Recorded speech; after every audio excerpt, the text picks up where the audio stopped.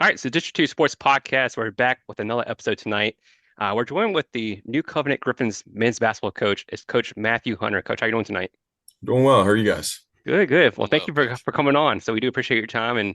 And normally I like to start off with a question about how you got started into basketball. But my first question, we've seen these on the highlights with Tristan and some of your other players. But the Apple Market sponsorship on the court, how did that come about? We have to ask you about that. Man, so I'm gonna be honest with you. I have no idea. That's been here. That's actually probably a great assistant for a guy, or a great question for one of our assistants, Steve Bowman, who really developed our program here at New Covenant, was varsity head coach before Coach Klein, and has been in our program from through Klein, still here with me, and has been here for, I don't even know, 15, 20 years. So he had something to do with that. Not sure what the tie-in was. I think they just sponsored our gym renovations and slapped their logo on the court. So Okay. I mean, every time we see highlights, we're like, is that Apple Market? There's no way. And we're like, oh, some NIL money or something like that going on now these days. I wish, but no, I have no idea what the tie-in was. That's Something, awesome. I'm sure he had his hand in it somehow. Well, I had to ask you about that, but I do want to know, like, so kind of like your background, like, where did you get started into basketball? Did you play, previously, and how did you get into to coaching? Yeah, so for me, I'm from the Lynchburg area here locally. Kind of went to Appomattox High School, graduated from there, grew up in a Christian home. My dad's a pastor, and really was the only athlete in my family. Kind of grew up in the faith, grew up in the church, and again, my family really had no idea how the recruiting process worked, no idea how to be a successful high school athlete. So I was just kind of winging it, man. Like, kind of went through my high school aged years trying to figure out how to merge my faith and my athletic pursuit together, and just could never really figure it out. Ended up pursuing sports in a really idealistic way. As a sophomore in high school, I remember just sitting down with my dad and saying, "Man, I got the rest of my life to figure out my faith. I got a 2 year window to chase a scholarship. So screw that." And really just pursued my flesh really, really hard. Ultimately, fell on my face, got injured, was left with nothing but my faith and still this nagging passion for sports. Didn't play my senior year of high school. Could have went and played actually Division III baseball, but decided not to. And got into coaching right away. My cousin Tyler, who's a pastor here locally as well, kind of had a similar story but different upbringing. Did not grow up in a Christian home. Kind of was in and out of prison. We kind of reconnected at a similar time, and just kind of was like, "Hey, where's life taking you? We haven't seen each other in 3 years." And he shared with me that he was working in a program that actually used to run out of New Covenant called Badges for Basketball. That was with the Lynchburg Police Department, where basically they took uh, prior felons and guys that had kind of changed their lives around and paired them with a deputy, and basically ran a rec basketball league with inner city kids here in Lynchburg, and shared that he was doing that. Same time I was working in sport ministry at my local church. And yeah, together we just started kind of doing that right when I was 18, and just kind of hit the ground running, started Hill City Crash together to kind of develop some of those relationships, and really had no idea what we were doing. Janky backyard, local classic AAU basketball, and kind of just ran with it and grew, and went from one team with 12 kids, 7th through 12th grade, to the next year we had 12 teams from 12U to 17U, and just all over the place. Really had no idea what we were doing still, and then kind of just streamlined. He stepped away to kind of work in the local church as I kind of graduated and went through college. Really focused on actually making ourselves a formidable program while remaining true to our mission, and really just focused on high school age guys. Coached at Sandusky Middle School during college as well. Went to Appomattox, back to where I graduated from, and coached there for a year. And then last year came back here at New Covenant to coach with Coach Klein, ran our JV program, helped him out with varsity as well, and then obviously took over the program here this year. So everybody's got the 6 degrees of Kevin Bacon. So Gregory, you're realizing what he's saying here. So Coach played at Appomattox. See, Gregory's not telling you his whole story either, his whole bio. Gregory Okay, played guard at Chatham High School. So, nice. so As I a was sore going to say subject. yeah, yeah, you've made a few trips over to Chatham, and he's made a few trips to Appomattox, and his senior year was playoff year was cut short due to Oh a man. loss over at Appomattox, where they Oh actually had a lead of about 4 points with about 15 seconds and lost. So man. Wow. playoff. out the window. So, See, but back Hard in to those open that wound days, up. yeah, I know. I mean, he always does it. He looks for the opportunity. But back in the day, you had to win or make it to the district finals to make it to the region. So so happen today where you can make it as however. But yeah, Yeah. lost a close game. so quick question. Was your nickname PK? No. I thought maybe all the kids, had the cheering section or the Yeah. jeering section. They have to look at everybody's history. So I figured, Yeah, I mean, no, I think for me, I actually moved to Appomattox when I was going into middle school. So I was only there for 4 or 5 years. And again, my dad was a bivocational pastor, children's pastor. So it was kind of a unique situation. Like it wasn't like he was running a whole church or anything, just super involved in ministry and plugged in. So, well, and I know Greg hadn't told you either, but we try to live by faith as well, and we probably don't broadcast it as much when we do our podcast or whatever, but we definitely try to live by the faith and Jesus Christ as our Lord and Savior. So, love just it. I'm glad to hear that it's still going out and it remains in athletics. Yeah. I did want to dive back into last year just real quick. You guys won a state championship there at New Covenant, a 1 point win over I think Carlisle for the title. What was that experience like for you as just as an assistant coach then? Yeah. So for me, kind of how I got connected with New Covenant, I've always been around. We've had a lot of New Covenant guys that have played in our program. Jaden Walker, who's one of, if not the best player in New Covenant history, played for Hill City Crash from 7th through 12th grade. So I had a relationship there. His family's super connected here. Also, Coach Bowman, the guy that we were talking about with the Apple Market, is one of my mentors. Has been with us from day one. Both of his sons came through our program at Hill City Crash. And then last year as well, Douglas Powell. I don't know if you guys know him, but he was State Player of the Year, was a big part of our state championship run. Him alongside of two of our other seniors that graduated, played through Crash as well. So that was kind of my connect at getting into New Covenant. Our program with Crash is housed out of New Covenant as well. We practice, and they're gracious enough to let us use their facilities here. So there was a lot of overlap and kind of, you know, one thing about Coach Klein, I think you guys had him on the podcast. I don't think there's a better coach in our area that prepares and spends the time with the X's and O's that he does. So I wanted to be in an environment where obviously there was the familiarity with the guys in a comfortable place, and obviously in a Christian environment as well was super important to me. But just to be able to sit under him and learn from him how to run a program. Obviously, I had aspirations of being a varsity coach. Never really thought it would be here, to be honest with you, because I thought he would be here for a long time. But just to be able to sit and learn from him in a state championship program with familiar guys that I had relationships with was too good of an opportunity to pass up.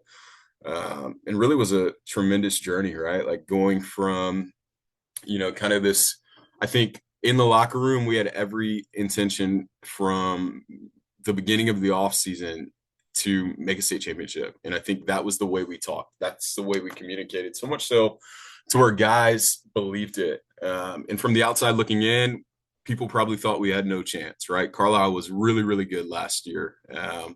But just that unwavering belief and commitment to doing things the right way. And then also the X's and O's piece and the scouts and all of that stuff was just a phenomenal ride. Well, I do want to talk about this year. I mean, you guys go 18-9. I think you make a state quarterfinal appearance, lose to the Carmel School in a close games. How did you think about the year? How did it go for you guys? Yeah. So I'll be honest again, like I don't think we had any expectation coming into this year other than here's who we are. Obviously, we had a great run last year, but we're moving up a division. We lost a state player of the year. We lost 5 seniors. We have 2 guys with varsity experience, a whole new coaching staff. We don't know what that's going to look like, right? Obviously, Tristan and Cole are both phenomenal players and guys that I believe in wholeheartedly. But again, there was a lot of question marks. I think for us, even with the timing of the change, I was out the door, accepted another varsity job, and obviously ended up coming back here because I couldn't let the program go away. But um, yeah, again, it was just a lot of moving pieces, a lot of unknowns, not really sure what we wanted to be. Last year was great. It was a flash in the pan, but this is a new team and a new chapter. So we wanted to defend that, build on that, but also take the progression of what our program's been and continue to keep moving forward without letting that kind of fall off. So that for us was our focus. Obviously, we had a great year, 18-9. one win away from matching all-time program record, which was set by last year's team. Losing Cole middle of the year as well to a broken wrist, a torn ACL, torn meniscus. I don't know if you guys knew that or not. We only had him for about 10 games this year. So Wow, did not know that. our guys just found ways to win. We had a 6-man rotation on the varsity level, and it was just grit. So I think for us, that's what I'm most proud of. Our guys committed to doing things the right way, showed up every day, worked really hard, really put in a ton of time over the off season as well, and it paid dividends for us.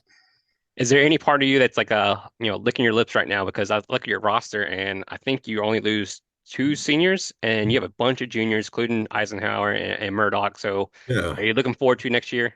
I'm looking forward to next year. Obviously, again, I think we're in this spot where there's a lot of unknowns, right? We lose Lucas Gorman, who had the best season of his career this year, shot the ball really well from three, is invaluable with his leadership in the locker room. So losing a guy like that, it's hard to replace. But I feel good about our roster. I feel good about the guys we have coming back. If we replicate what we did in the offseason last year, I think we'll have a really good shot at making another run next year and hopefully going farther than we did this year. But again, I think Cole being healthy is a big cog and a big factor in that. So his health is number one priority this offseason for sure. I think we read that Tristan actually set the assist record and Yeah. just as a junior. So how does he and kind of Cole kind of play together on the court? Is Tristan more like the drop to the hole, dish it off to Cole and Cole's more of a scorer, or how's that relationship work? Yeah, so Tristan and Cole are two special guys, man. Special guys, special players. I think Tristan really found himself this year on last year's team. Both of them, um, they'd have games where they played to their full potential and were the guys that you really saw this year. But they also had games where they didn't have to carry as much of a load. There were places for them to hide, and I think that was the biggest difference in last year and this year. Is this year they were it, right? Like we went as they went. If they didn't carry the load on defense, they didn't carry the load on offense, they didn't carry the load in practice, they didn't carry the load in the locker room and set that tone. It's going to be tough. And then again, we're elevating the competition we're playing at. We're elevating our non-conference schedule. It just they had more pressure on them this year than any situation I can think of as long as I've been coaching. So I think they both handled it with class. And Tristan is a guy going back to skill set. I think he's a guy. He definitely is a pass first point guard. Vision is elite. Not much of a perimeter shooter. He's worked really hard to develop that. Shot 9% from three last year. He'd be mad if I told you that. But um, he he improved that number this year. Still lots of room to improve, but tripled his makes from three. Really turned himself into a threat to where teams couldn't sag off of him. Cole's a guy where he's just an ox, man. He's going to put his head down. He's going to work. If shot comes from strong side, he's on the weak side. He's going to crash and make you feel you on the offensive glass, and he's going back up strong. And hopefully you're as committed in the weight room as he is. So he's just a brute. Again, he's really worked to develop his skill as well. Developed a really nice mid-range game this year. Some stop and pop, hitting off the dribble type stuff. But yeah, could be prouder of both of those guys. I think for us and kind of really the way we approach any player is we don't want our guys to be one dimensional. We don't want to make them robotic players, right? So for us, we're training and developing our players the exact same way. So they know what we expect on the perimeter catch. They know what we expect on the reads. They know what we expect on the way we want to shoot the ball, the shots we want to take. So I think for us, just having a system that they can be comfortable with and seeing them continue to grow in that and take ownership of it and make it their own is going to be key going into next year. Well, Coach, tell him not to feel too bad because I watched a D1 game last night, and you might have watched it yourself, where two teams went 1 for 31 from the 3-point line. So it was Oh kind of yeah, ugly. yeah, So, but for no, sure. but I might be skipping along here a little bit. But I guess what I was going to ask you was how much of what you do at New Covenant do you move on or take with you to the crash? I mean, I know you Yeah, can't tell them everything you do at New Covenant. So how do you balance everything out?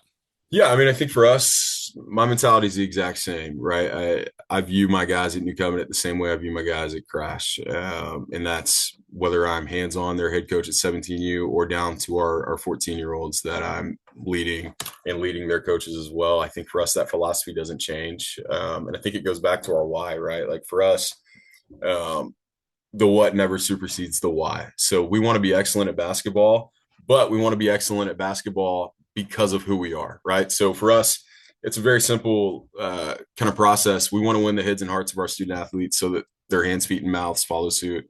And again, the biggest cog of development is confidence, and confidence comes through relationship with your coach and relationship and confidence in your scheme. So that's the way we aim to develop our players. I think with Crash, with New Covenant, we play a similar system. Obviously, with AAU, we don't get as in depth with maybe offensive scheme, but I'm a big pressure pack line guy. We run it at AAU, and we aim to do AAU the right way so that our guys are prepared to play when they go back to their high school, and try to do so in a way that's universal, right? Like I don't.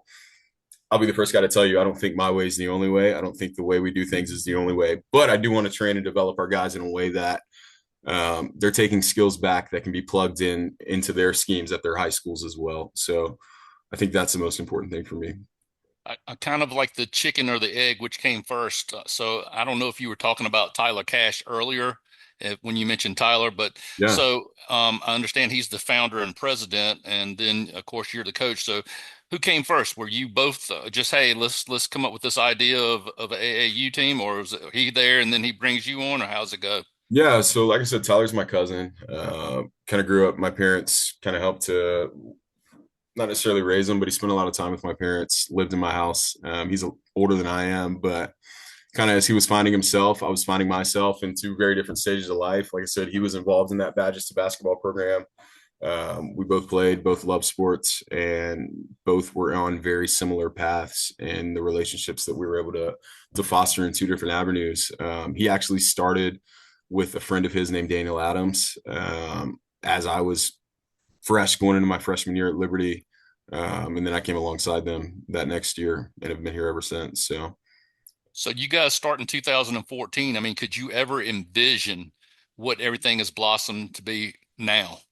yeah, I mean, I think for us again, our mission and our why is the important thing. And again, with that, we want to be excellent in basketball, right? But we never want that to supersede our why. So I think for us, just staying steady and staying the course and really focusing on the holistic development of student athletes and being able to tie in faith and being able to tie in just faithfulness to whatever responsibility life brings them and teaching them that through basketball has been the most important thing. And obviously, the guy that we've been able to reach has grown and looked different. We've gone from uh, kids in Lynchburg that don't come from a lot or don't have a lot, to high level student athletes from a 2.5, 3 hour radius of Lynchburg. So, again, all of that's great. And I think our product has grown as we've grown with our mission. So, again, that's what I'm most proud of our program. And regardless of where we go, that'll never change. I read, something that said you guys want to use basketball to connect young men with the gospel of Jesus Christ. So I guess what I'm asking, and it's kind of being a naive, kind of Yeah. maybe an ignorant question on my behalf. So let's take it from my standpoint, I guess you want to say. But you the Hill City Crash, you're putting out, people know what the Hill City Crash is about. They know what your belief is, or they know that you're a Christ follower. So does that leave anyone out, or does that leave a door open for those Yeah. who might not be, on the Christian level or church going level, that hey, we welcome you all? Yeah, I think for us, we are faith based, but we're not a local church, right? So this is who we are, this is what we stand for, and what we believe to be true. But if that's not you, we're not discriminatory or discriminating against you, right? Like we want, and we do. We have guys in our program from all faith backgrounds, all socioeconomic backgrounds, and we're just a big melting pot of guys, right? Like they know where we stand as coaches. They know how we view the world, and our worldview is super important. But at the same time, we want to know how you view the world and kind of juxtapose both of those things together. And again, even if you don't agree with us from a faith or religious aspect, there's still a lot of truthisms that can be applied through the game of basketball to where you're going to learn valuable life lessons and kind of, seeds on our end from the gospel are going to be planted. I think one of the most impressive things that I saw today, looking at some of the background on you guys, was each team has a purpose-driven coach, and each team also has a chaplain. So I think that's Yeah. fantastic. Yeah. And that's something I'm super passionate about. I went back to Liberty and got a master's in sport chaplaincy and purpose-driven coaching.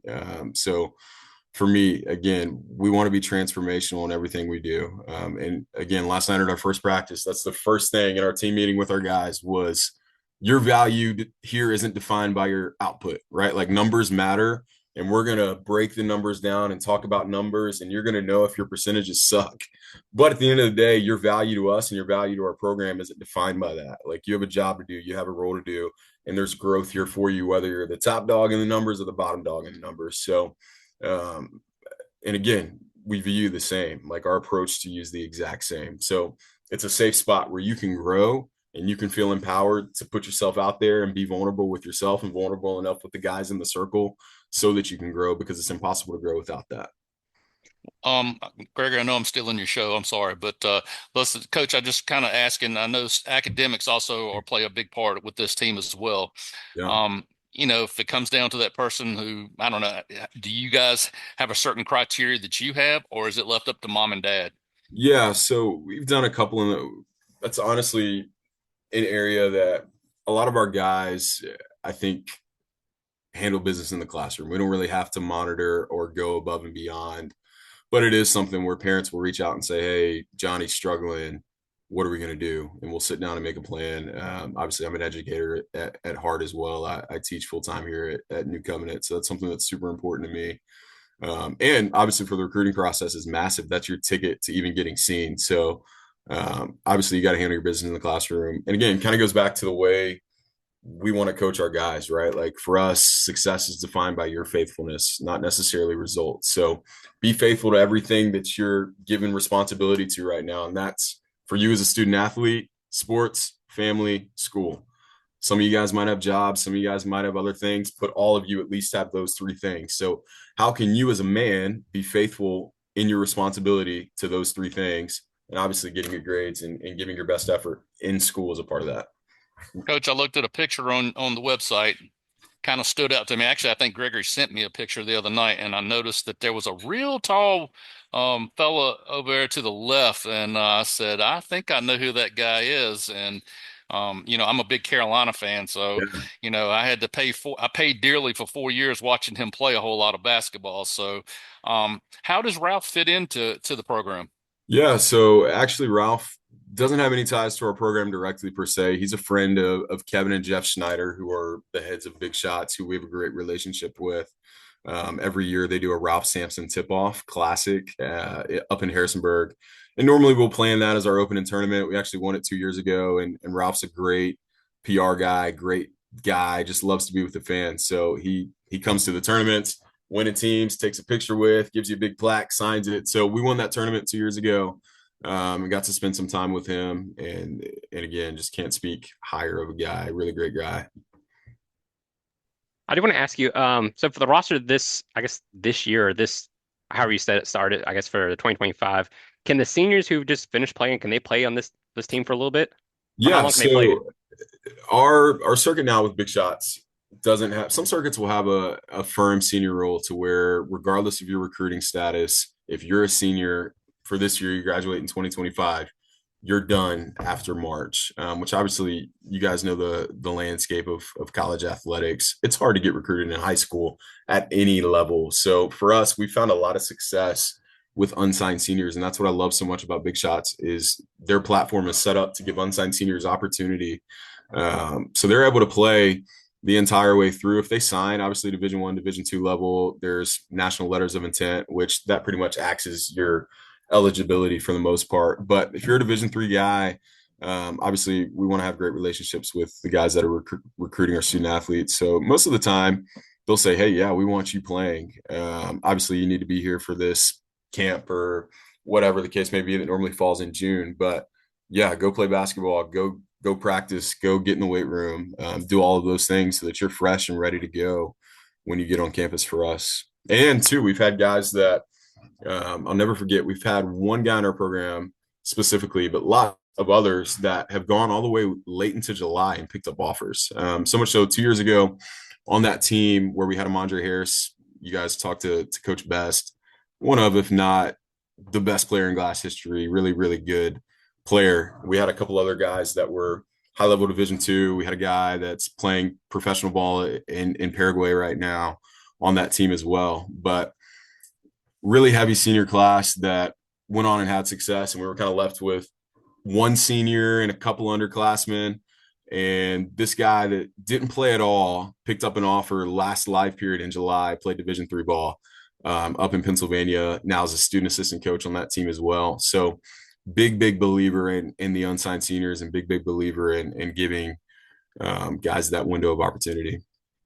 How much? So I want to ask you. So for the Hill City Crash, compared to like a high school coach who, in the season, how much are you dealing with like college, coaches and scouts and whatnot, trying to get these kids, scholarships to, or just, somewhere to play ball next year? Yeah, And it's a lot. possibly agents too, Coach. I've heard a couple people talk about agents being involved during the summer programs as well. Yeah, so we haven't had any guys with agents yet. Yeah, I don't know if I want to go over that water, but we'll see. It might happen. But college recruiting is massive for us. Obviously, it's for a lot of our guys, it's why they play with us. Obviously, I'll say the majority of our guys really are attracted to the culture of our program and the way we do things and the way we want to do things. But obviously, the vehicle of basketball, the vehicle of recruiting has got to be good. So we've had 36 guys in our 12 years of legitimacy go on to play at the next level: Division I, Division II, Division III, NAIA, JUCO. So they know that, they understand that. We have good relationships with schools in our region, good relationships with schools really all over the place that are like-minded. So we're constantly plugging our guys, sending stuff out, and kind of trying to leverage those relationships, and even more so getting our guys to give us schools that they're interested in, and trying to build relationships if we don't have relationships so that they can get seen.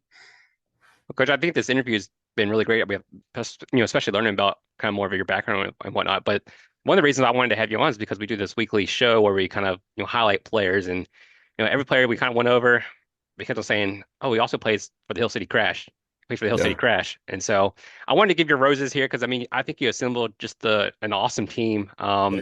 Just some players I want to mention though. This is on your Twitter. You tweeted this out, but you Sure. have Lamarius Fox there from Salem, co-player of the year, the River Ridge. Cam Bowles, a guy we love a lot, was also the co-player there. Colton Ward, I think he's at Nelson County, player of the Yeah. year, the Dogwood. Cam Brown, we've heard a lot about him from just coaches around the ODAC, so I know he's a big guy there.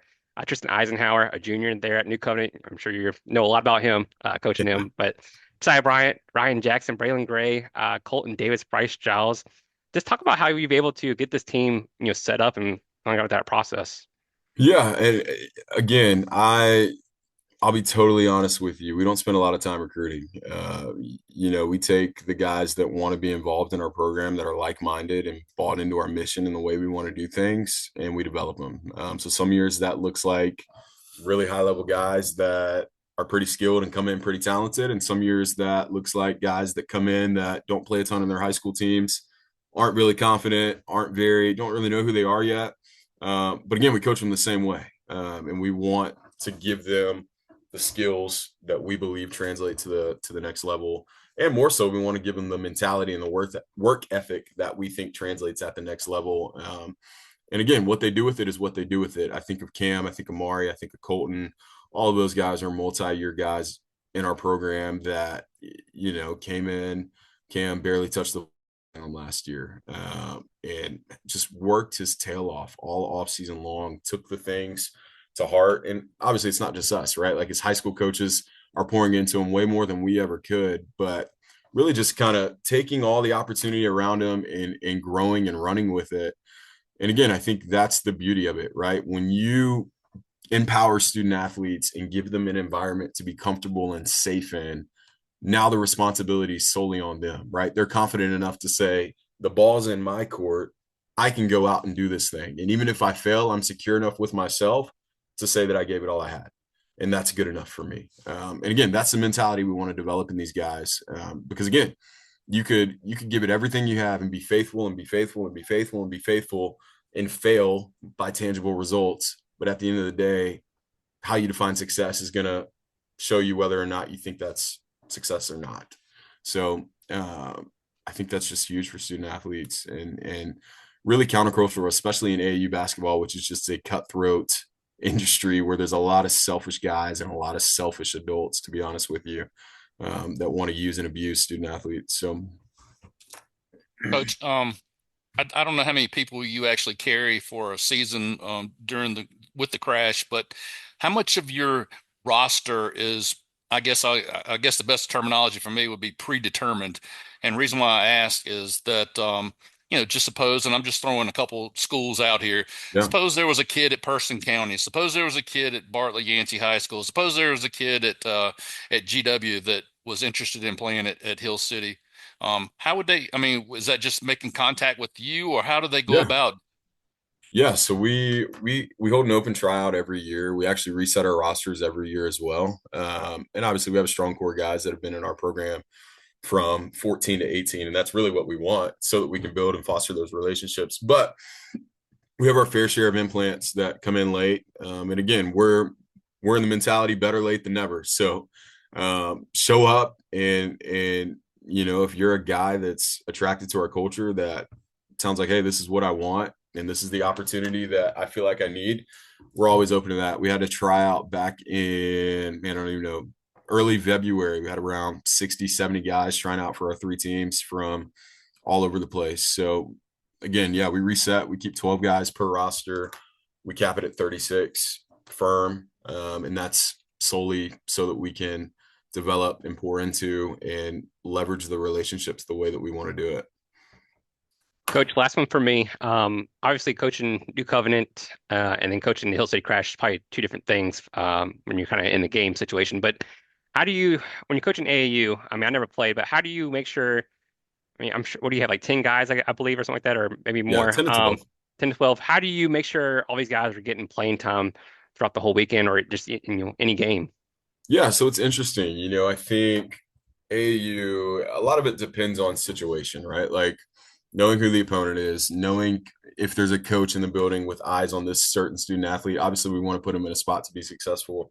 So knowing all of those layers, there's a lot of moving pieces to it. And then looking at a weekend of, okay, we're playing 3 games in 36 hours. So yeah, we need bodies, we need legs, especially the way we want to play. So um, giving guys opportunity, but also, I'll be honest, something that we share on the front end with parents and something we share on the front end with student athletes is that twofold. Playing time isn't personal, right? Your development journey isn't defined by playing time.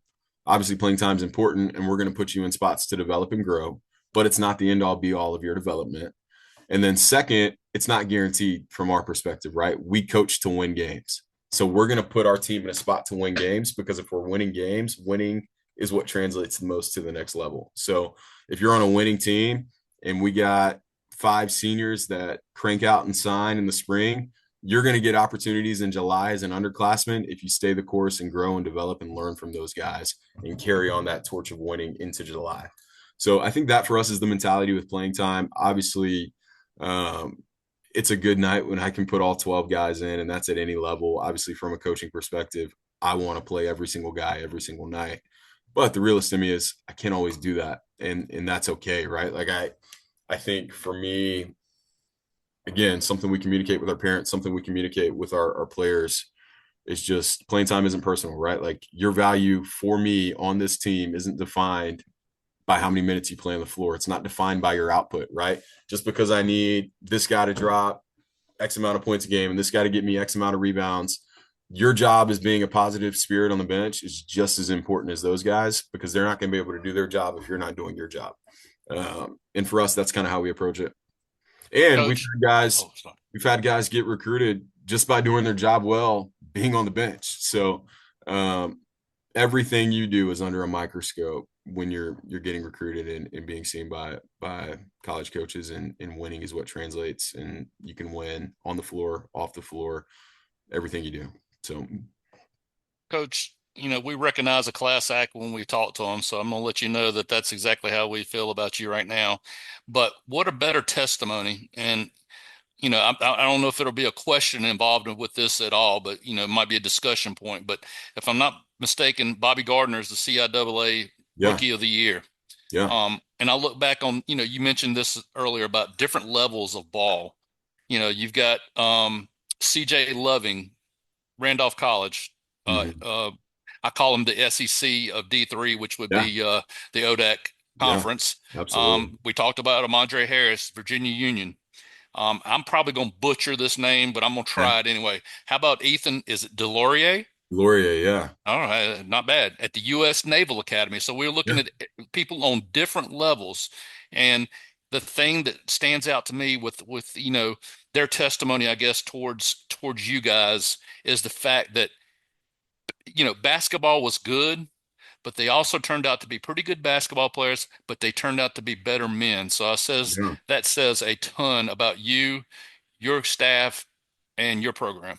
I appreciate that. And again, those are all guys that we're still texting, calling on a weekly, monthly basis. Even thinking back to Ethan. Ethan's a guy, I don't know if you are familiar with the name Javin Delorier, played at Duke. Uh, Eli Delorier, who's playing at Providence right now. His mom, Cita Delorier, was a Division One player at Rutgers.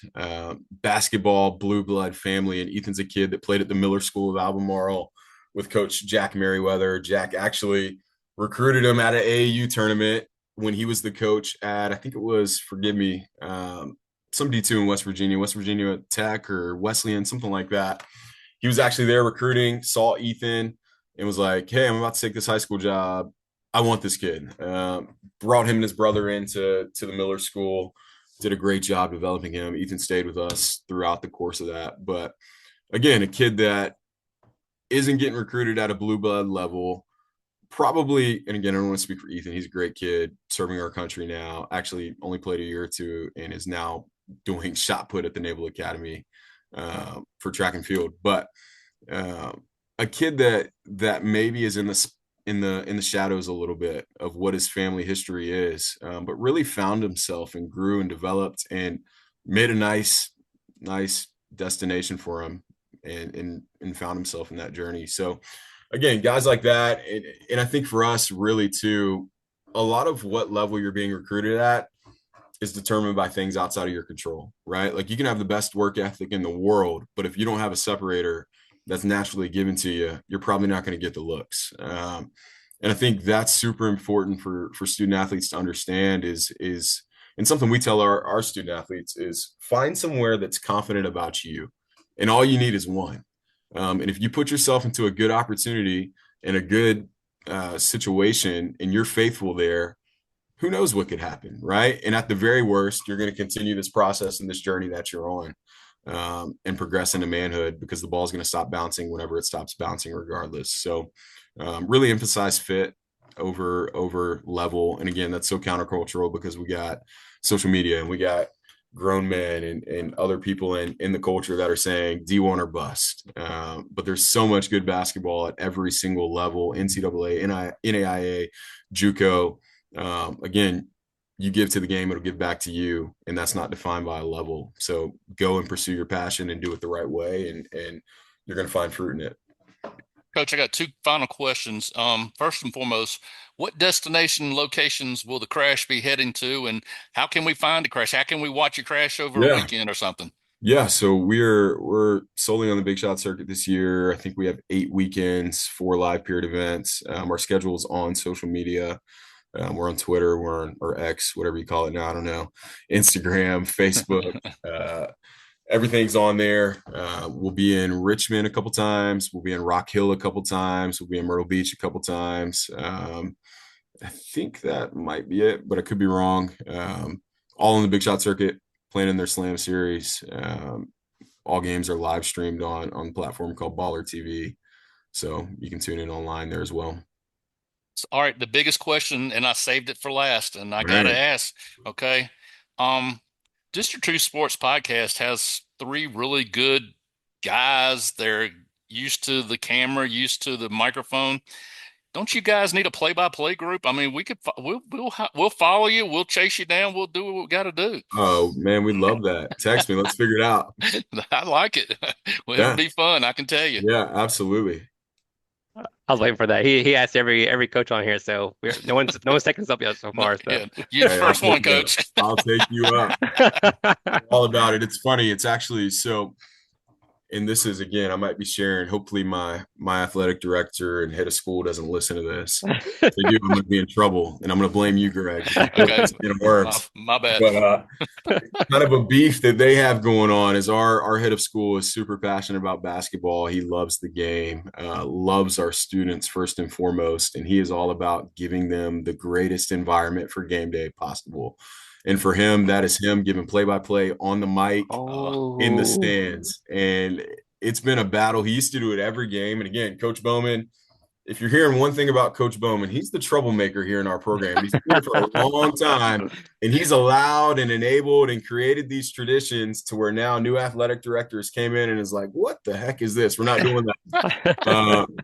And it's funny, all year long, it was a battle of, okay, Mr. Heaton, our head of school, are you going to be able to, and I'm gassing it up. Like, man, come do it. It's all about the kids. I love it. Give me all that stuff, please. And our athletic director is absolutely not. So the first round of state playoffs, our athletic director, I asked him, I'm like, hey, are we getting Mr. Heaton tonight? He's like, no, absolutely not. 2 hours later, we're in shoot around and walk through. Mr. Heaton's walking through with a desk. I'm like, what are you doing?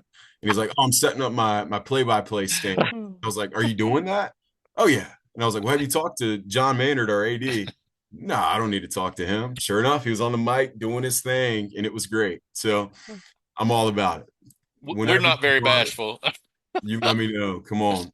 We're right. I see Steve Bowman's a board member, so just watch out. He might throw you out of there. He's all over. He's got a lot of control over my life. So That's awesome. Well, Coach, we've held you over a little long, so we apologize for that. But what an awesome interview it's been. We do appreciate your time, and we look forward to watching New Covenant next year, and hopefully seeing you guys play for the Hill City Crashes over the next few months. So, yeah. Coach Matt Hunter, Coach, we appreciate it. Thank you, Coach. Yep. Thanks.